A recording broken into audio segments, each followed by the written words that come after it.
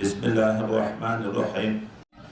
ولقد مننا على موسى وهارون فدا قصر احسان کړو موږ په موسی علیه السلام او په هارون علیه السلام باندې ونجیناهما او نجات ورکړو موږ دې دواړو ته او قومهما او قوم دې دواړو ته من الكرب العظیم د هغه غم ډېر لوی نه ونصرناهم او نصرت مې کړو دې په کانو هم الغالبین د شو له جملې د غلبه پیدا کوونکي په خپلتیانو باندې واتیناهما الكتاب المستبین او ورکړو موږ دې دواړو ته هغه کتاب د تورات چې ډېر ښه بیانونکی د شرایعو وهدیناهما الصراط المستقیم او ښودلي وو موږ دې دواړو ته هغه لاره سیده مقصود ته رسېدونکي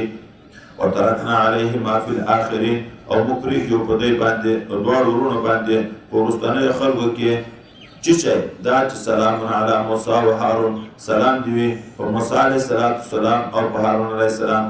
إنا كذلك نجزي المحسنين إنهما من عبادنا المؤمنين موږ دغسې دې که جزا ورکوو مخلصینو ته او دوی دواړو له جملې د بندګانو دي موږ نه وو چې مؤمنین دي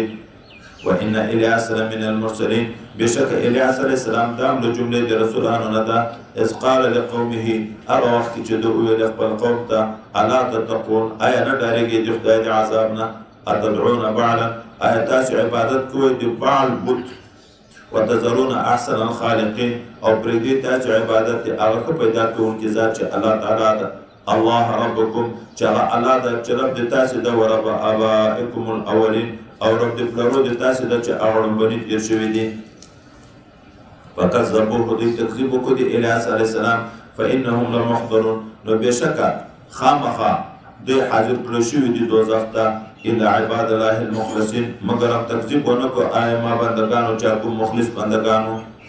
وترکنا علیه فی الاخرین او موږ پرېښودو په دغه الیاس علیه السلام باندې هم په هغو وروستنیو امتو کې دا خبره چې سلامون سلامتیا دې وي د الله د طرف نه علی الیاسین په الیاسین علیه السلام باندې انا كذلك نجزي المحسنين موږ دغه شان جزا ورکوو نیک عمل انسانانو ته انه من عبادنا المؤمنین دا د جملې د بندګانو د موږ نه ده چې مؤمنین دي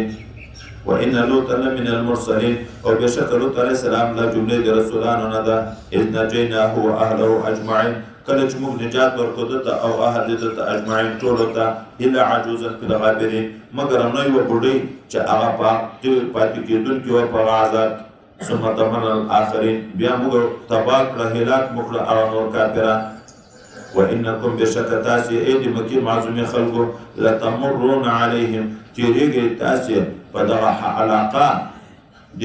لوط علیه السلام باندې مصبحین په داسې حال کې چې سبا کوونکې د ورځې وباللیل او د شپې په وخت کې به تېرېږئ افلا تعقلون تاسې عقل نه لرئ